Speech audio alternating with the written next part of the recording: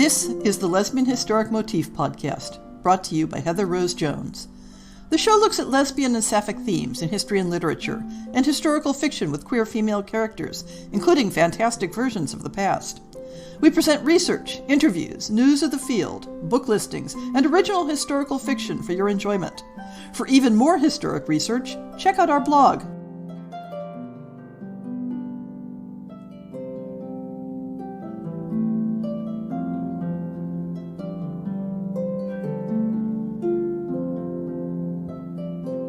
I'm so happy to present the following story as the first fiction episode for 2021. Obviously, since the submissions period is still open for another day, I bought this one last year, so it's been a very long wait for the author to hear her work appear. This is very much the sort of story I hoped to see when I opened submissions to including fantasy elements integrated into the historic setting. A Soldier in the Army of Love is set at the beginning of the 13th century in the Languedoc region of France, in the midst of the era of troubadours, courtly love, and the violent repression of the Cathar religion. I felt like I was reading a medieval romance, full of wonder and danger, where the other world is just a few steps away and you never know whom you might meet while riding through the woods. Our story this month doesn't shy away from the tragedies of history. The protagonist's love for another woman is not part of that tragedy, but I'd like to advise listeners that this story contains graphic descriptions of war and its aftermath, including sexual assault, though not of the protagonist. If those topics would be difficult for you to listen to, please make an informed choice about listening to this episode. Our story today is written by Diane Morrison. Diane lives in Vernon, British Columbia, in Canada, with her partners and a three-legged cat. In addition to writing and editing fiction, she is a musician, blogger, gamer, medieval reenactor, and manages the official YouTube channel of the Science Fiction and Fantasy Writers of America. Our narrator is Laura Pinson, who is a mid-30s classicist, doting cat parent, and all-around nerd. She has the same opinion on the best number of languages to know as on the best number of bookshelves to own. Always at least one more. This recording is released under a Creative Commons Attribution, Non-Commercial, No Derivatives 4.0 International Public License. You may share it in the full original form, but you may not sell it, you may not transcribe it, and you may not adapt it. A Soldier in the Army of Love by Diane Morrison. It's impossible to love your husband, I told Cecile as we curled up together in the vineyard. Sun sparkled on the green barrel grapes. Nonsense, she scoffed, her porcelain visage a mask of pique. Let me see. She seized the book from me. Here, I pointed out the verse from over her shoulder. Cecile read, "The man says, I admit that I have a wife who is beautiful enough, and that I do indeed feel such affection for her as a husband can. But since I know that there can be no love between husband and wife, and that there can be nothing good done in this life unless it grows out of love, I am naturally compelled to seek for love outside of the bonds of wedlock." She studied me with oceanic eyes. "My father loves my mother dearly." I waved my hand. "Perhaps, but the obligations of husband and wife to one another, especially within the noble classes, destroy all opportunities for love to grow." Of course I knew this. My father was a landed knight and troubadour. He courted the Lady of Surrey. My mother was courted by the Lord of Grade. They were discreet, but my father often said I was too curious. I was happy enough to keep their secrets. Cecile looked troubled. "But God commands that a wife cleave to her husband." I sat up, eager to argue my point. Cleave, yes. Love, no. A wife has duties, but her heart is her own. Does the Savior not command that we all love one another because love is born of God? That's what the bishop said. Cecile nodded, reluctantly. "Perhaps you're right, Brun. He might still love her, but—" I said nothing. Vicomtesse Philippa de Foix was known to speak unkindly of her lord in his absence. In the Languedoc, we have long understood lovers, but even so, part of a lady's duty is to support her lord.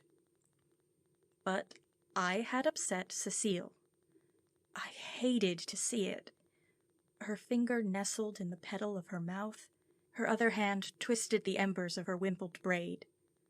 When it was loose and flowing, it cascaded over her milky shoulders like sunset in a river. Cecile had such unusual coloring in my world of olive skin and chestnut or raven hair.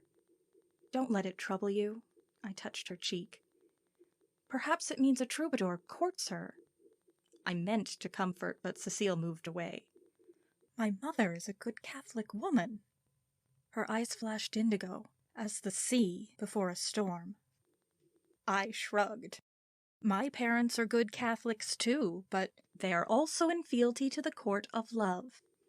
My mother says that's a pagan myth, intended to draw people away from the church. I blinked, aghast.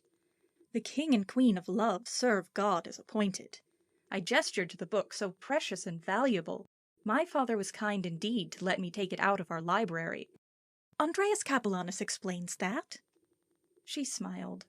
Let's not fight. And she took my hand. The day is too lovely. Will you sing me a canso while I finish this embroidery? I do so love to hear you sing.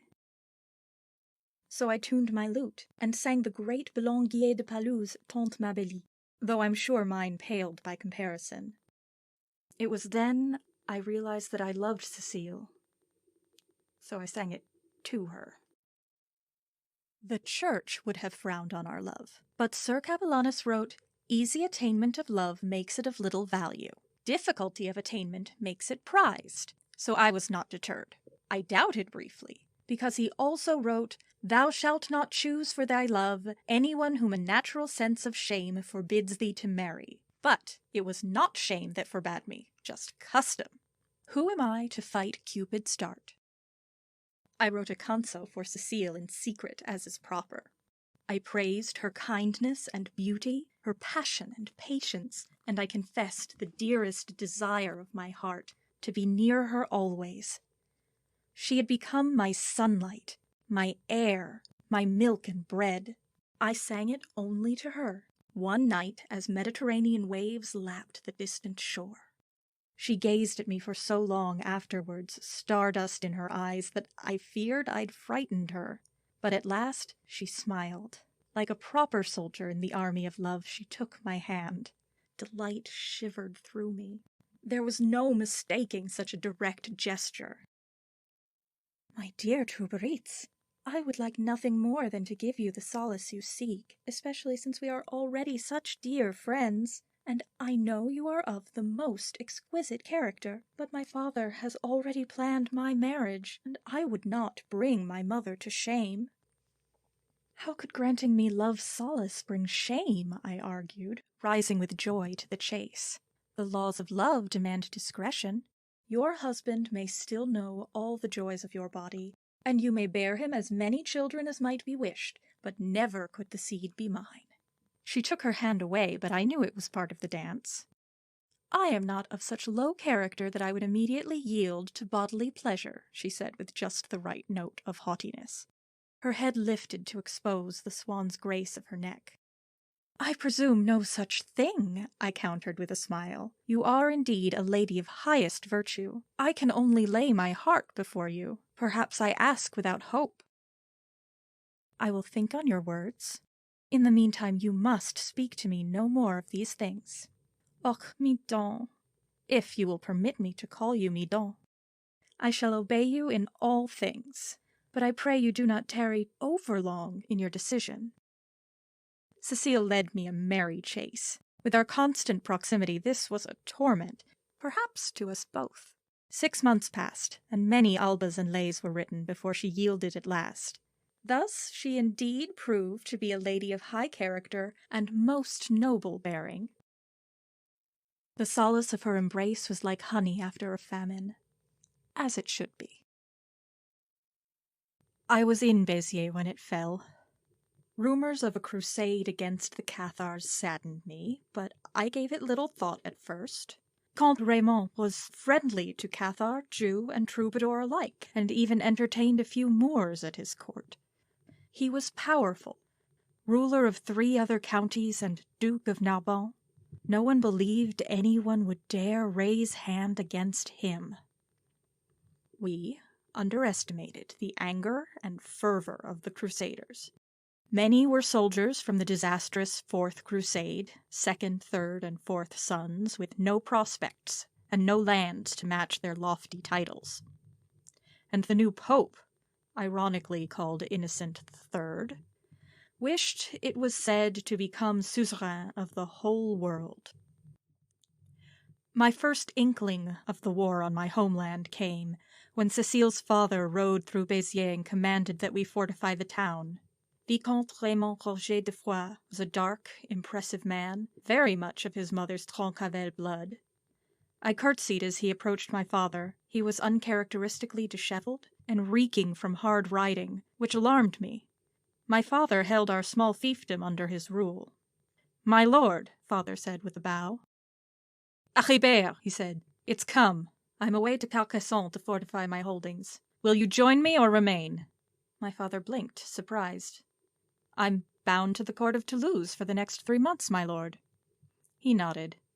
"The French are on their way. Comte Toulouse has joined their number. I tried, but was refused. You must lead the defense of Béziers if you stay." "Surely they would not march on Béziers, my lord," I cried. "They mean to, Brunesend. Will you come with me or remain with your father?" I was torn.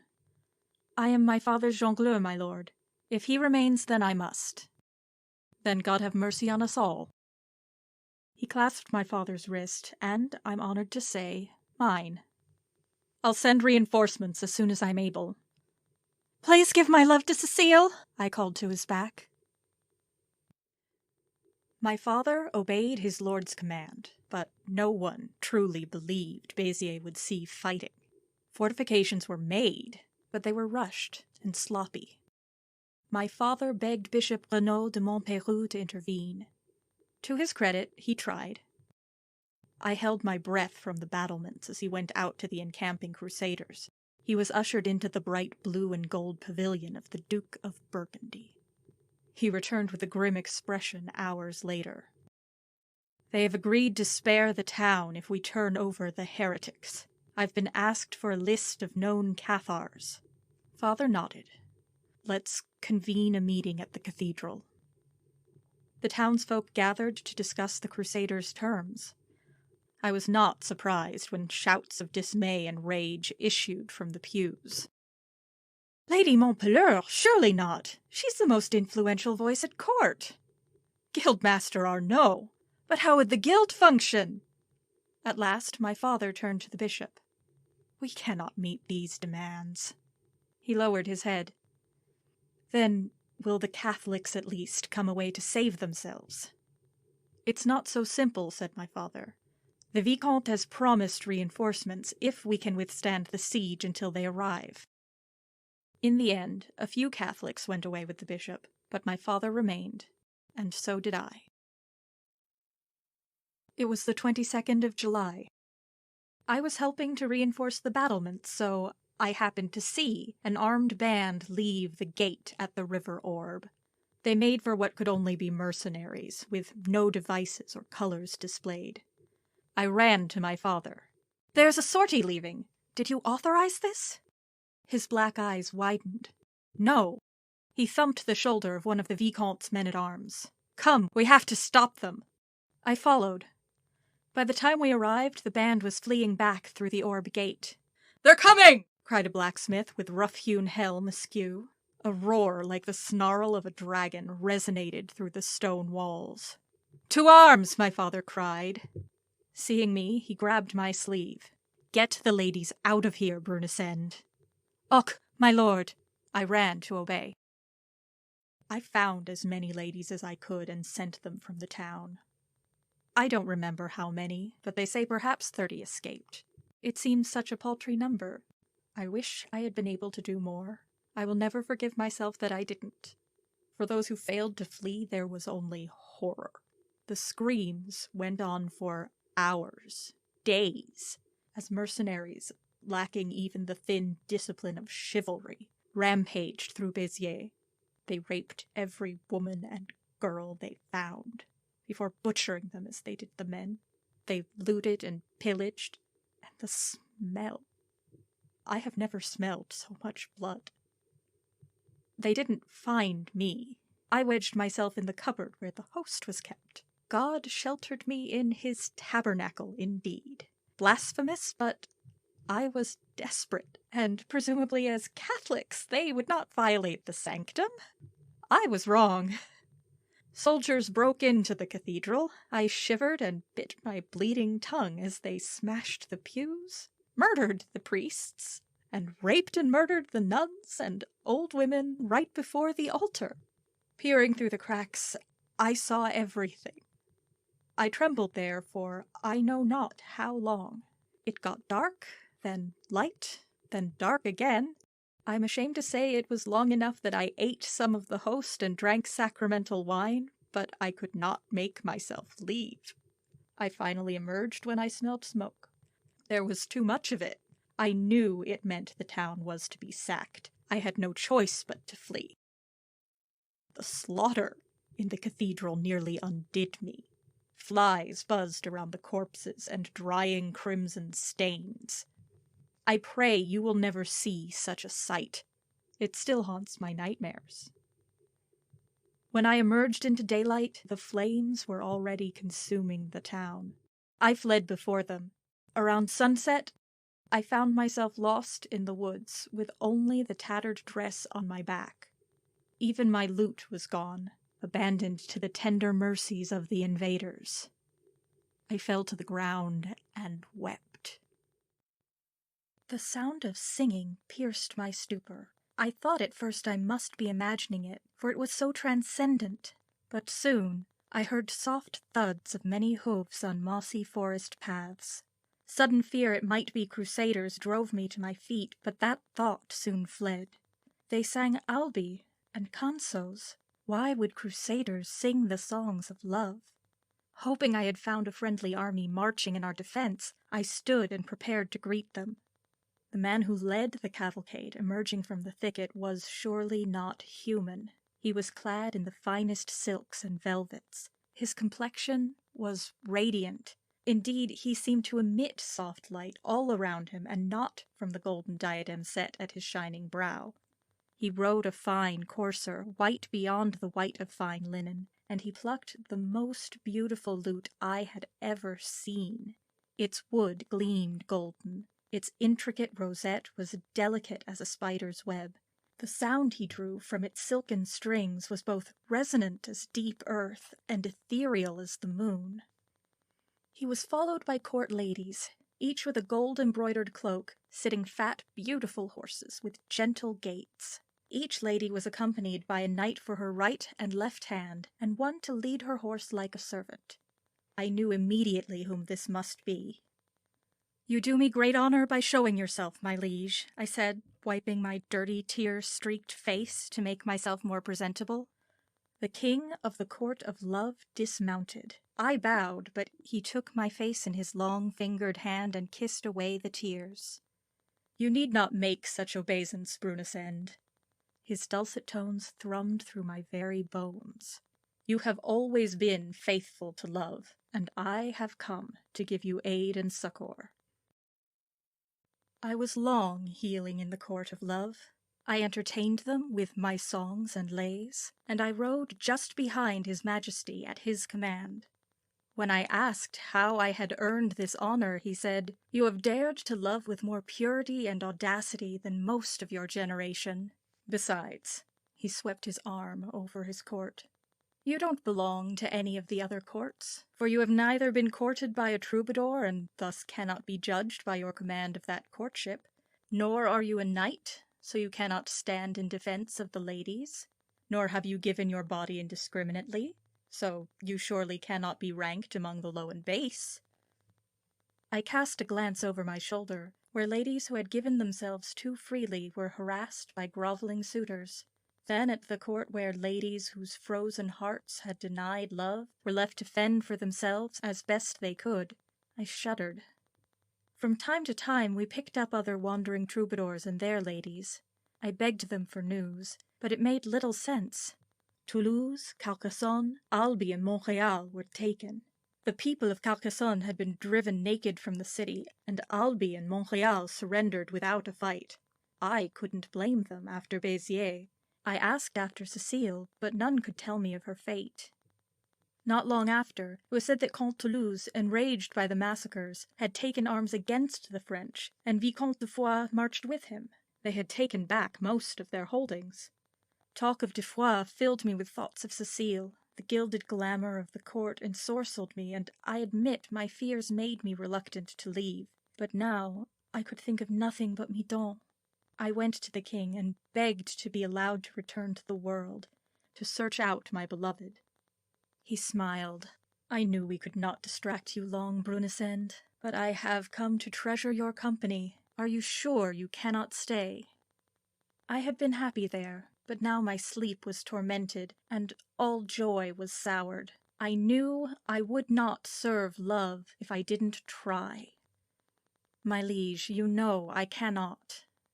He nodded. Then take my lute. It bears such enchantments as my queen was able to impart.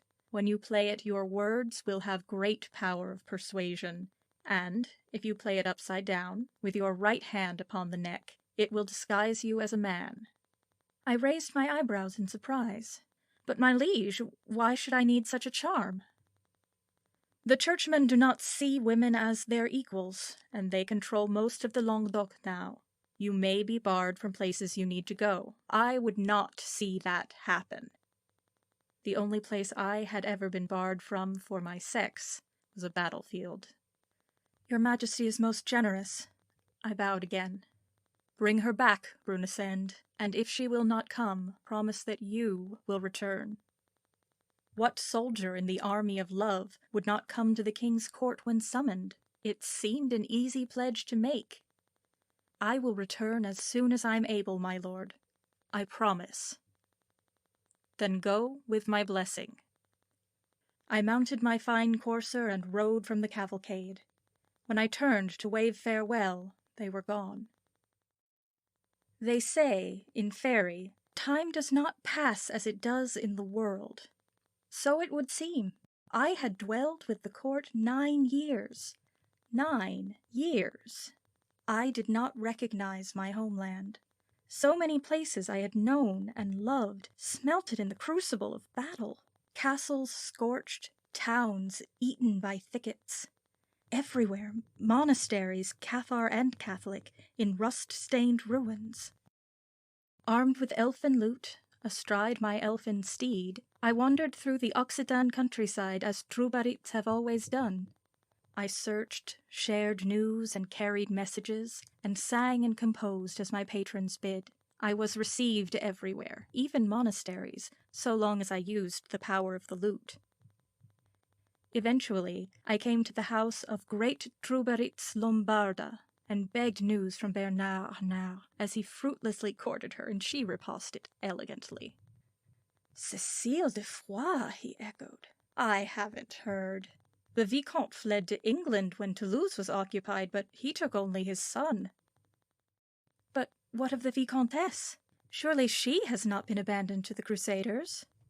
He blinked. You have not heard? Vicomtesse Philippa took the Consolamentum. Years ago now. I think the war just started. In retrospect, it explained much. The Vicomtesse was one of the perfecti who forswore all earthly pleasures. Inasmuch as Cathars had leaders, she would be one. The Vicomte had no choice but to fight the Crusaders, no matter what Comte Toulouse did. I hear an army under Simon de Montfort marches for de Foix, and Toulouse is again besieged. His mouth was tight. Then I must go. He shook his head. It's a fool's quest, Brunesend. I said nothing. I had to try. Arnault was right. Even upon my fleet courser, when I arrived, de Foix was in ruins. I wept for the shattered castles, the cinders of green barrel vineyards, and golden fields of wheat and rye, and the black rows of poles thrusting from pyre ashes, as if they had raped the whole land. I asked at each smoking village, each ruined hovel, but no one knew. At last I happened upon a wounded knight, waiting to die in an abandoned stable. He thirsted, so I fetched water before I presumed to ask. "They're in Toulouse," he rasped. I'm sorry, but you must give her up for dead. She has joined the Cathars, and the Crusaders are too many. The siege is held all spring. Toulouse will fall again. I cannot do that. I am bound by love. He smiled. Blood trickled from his mouth. True, Truberitz, you may be the last. Then sing to me of love and beauty. And when I have passed, take my sword and armor, and may God protect you. The night passed. Sometime in the night. I could only wear his chain shirt and tabard, which I had to shorten. I stuffed his boots with torn pieces of tunic, and wrapped my skirts into trews. Then I played a backwards chanson, and made my way to Toulouse. I shivered when I saw the Crusaders encamped, and it worsened the closer I came. My courage almost failed me. For Cecile, I whispered to gird my loins. Who comes? Demanded the perimeter watch. Brunard, man-at-arms to Lord Philippe, I lied. He had been the one to wound the knight. He's dead. This seemed to suffice. One of the knights nodded. May I help you with your armor? A camp follower asked, laying her hand upon my shoulder. I knew Cathars would have been disgusted by such worldliness from those who ostensibly had taken the cross, but I was saddened for her sake. Thank you, but I fear we must be ready should the damned heretics push to escape. That's the spirit, said a Hospitaller. I resisted the urge to put this sword I knew ill how to use through his heart. I should report, I said instead. He nodded back. Montfort is in his pavilion. I thanked him. All around, rough men with blood-stained armor diced or dueled or cavorted with camp followers. Sullen men ate hard bread and watched me pass with harder eyes. Trembling, I forced myself on. I was unchallenged.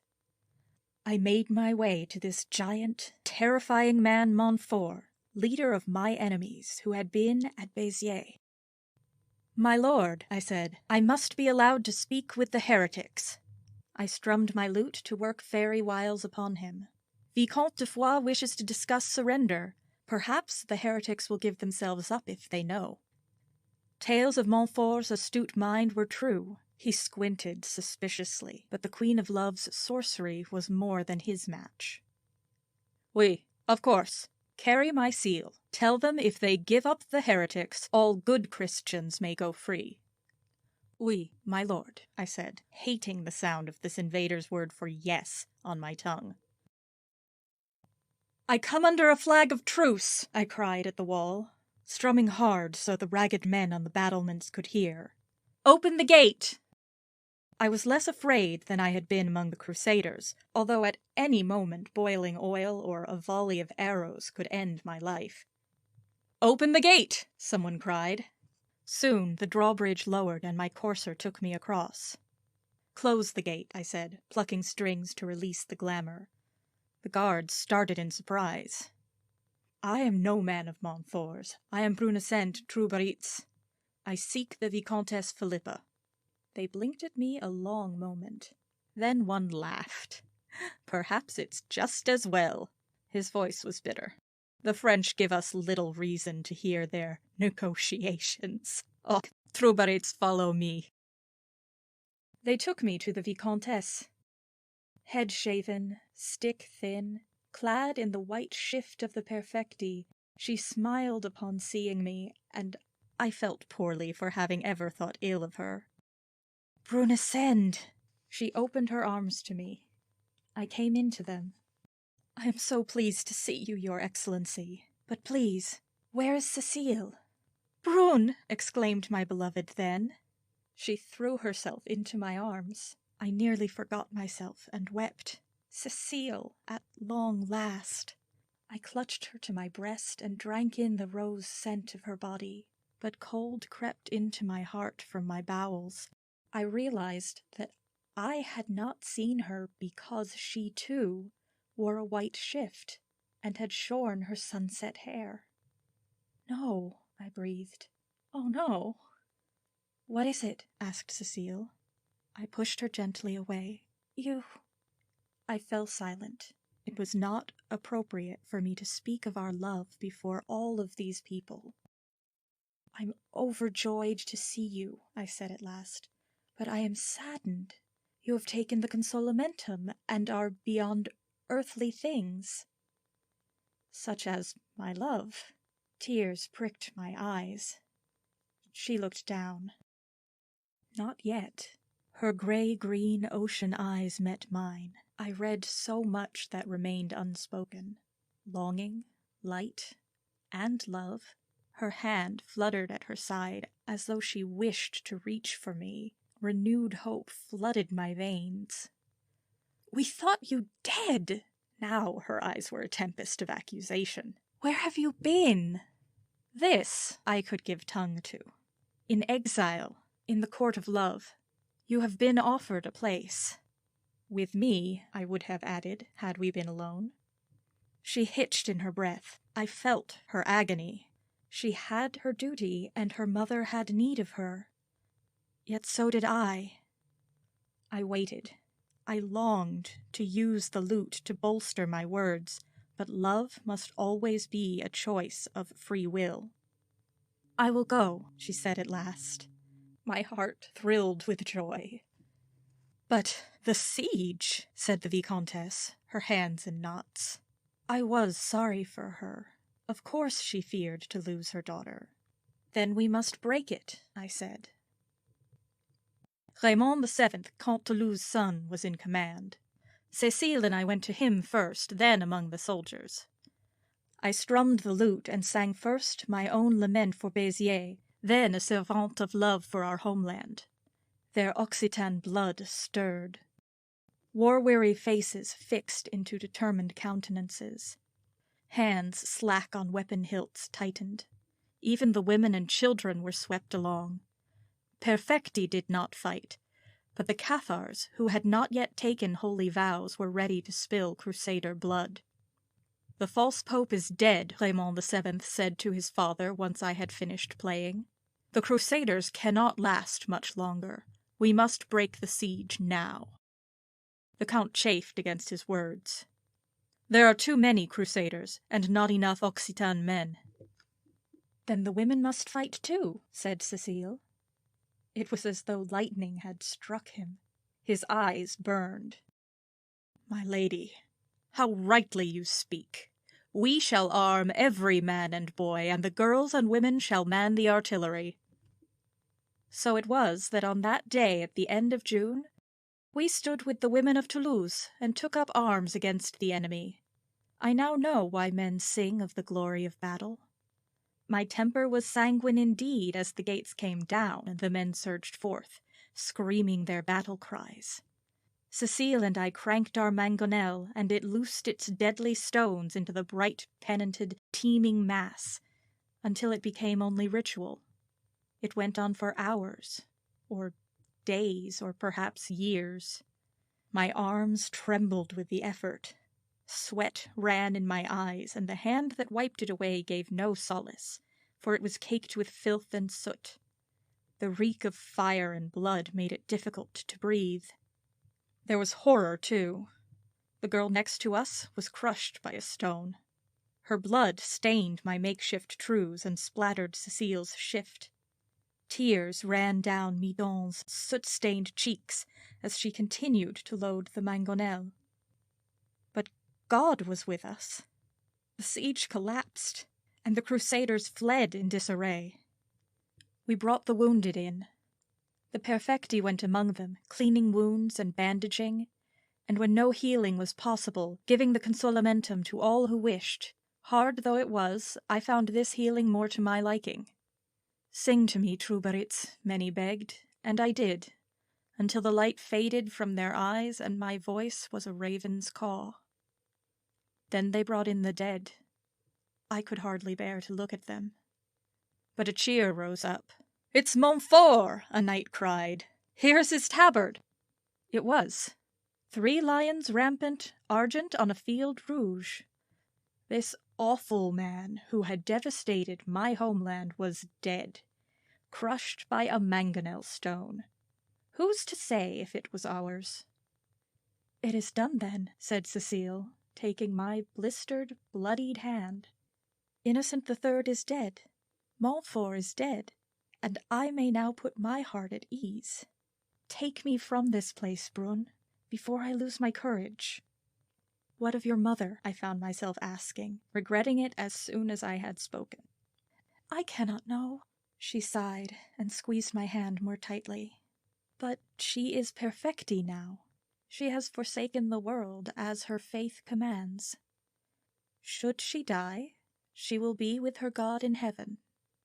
Without you, she swallowed, and her eyes glistened.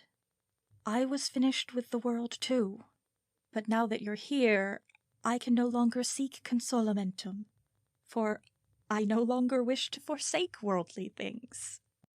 I want to love you, Brunn, for as long as God gives us to love. And here in love's court we remain. There is Cecile, with a knight for each hand. I am the one who guides her horse, since I have proven my courage. I am perhaps the last Troubritz, for the Languedoc is no more. But Eleanor of Aquitaine has brought our songs to Normandy and even distant England. His Majesty thinks perhaps one day soon we will vanish into fairy, but first we will wander, as we have always done, and perhaps visit those far shores. For now, God has given us this place to love one another. That's all anyone can ask for, is it not?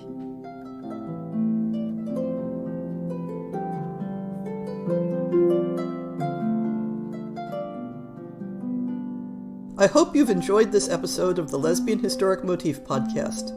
See the show notes for links to people and topics. Most shows will have a transcript linked as well. If you have a book announcement, a topic suggestion, or might like to appear on the show, please drop me an email. If you enjoyed this podcast, please rate it and subscribe on your favorite podcast app, and consider supporting our Patreon.